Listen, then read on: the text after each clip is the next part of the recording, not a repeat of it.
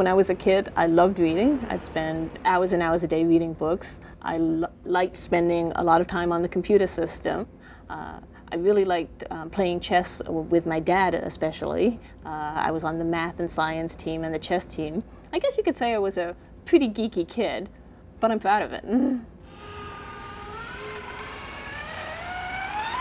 When I was 11, I saw Star Wars on the big screen, and I was just enthralled by R2-D2. He was more than a machine. You know, he had an agenda, he had a personality, he let you know what he was thinking, and he was really one of the main characters of that movie. At the same time, I was thinking about R2-D2 up on the big screen. My dad had brought home for the family one of the first personal computers. And this was really exciting at the time because no one on my block had a computer system. And I would spend just hours writing computer programs, hacking on the computer. And it was the first time that I saw engineering as a creative field. I just had absolutely no idea how difficult it would be to build a robot as sophisticated as R2-D2, but it got me excited that there were things in the computer field, in the engineering field, that you still left to invent.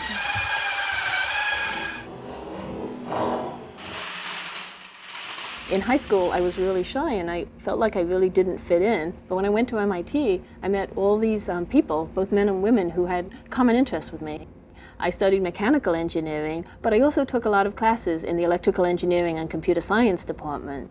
But I also found a lot of folks with other interests, and with them I played for the women's ice hockey team, I went on camping adventures, learned how to winter camp, and I learned how to snowboard very early on in 1990. I co-founded iRobot with Colin Angle and Rod Brooks. Colin, I met the first day at MIT, and we'd shared a lot of the same classes. Rod Brooks was a professor at the Artificial Intelligence Lab. We started iRobot because we really wanted to take robots out of the research lab and bring them to the real world. The philosophy behind building the Roomba vacuuming robot was, instead of trying to make a robot that can do everything, maybe like a humanoid, like C-3PO, it was really take one specific thing and do it really, really well and cost-effectively with a robot. And that's vacuuming the floor. In the future, robots will be doing more of the chores around the house that you don't like to do. They'll be taking on even more of the dangerous jobs and missions. And I like to think of them starting to also help people who can no longer take care of themselves.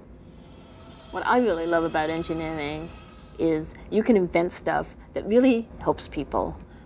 We've now got a Roomba into millions of homes, and it keeps people from having to do this job that really nobody likes, vacuuming. On the military side, we've delivered robots to our troops that have been credited with saving the lives of dozens and dozens of soldiers, and that's a really, really great feeling.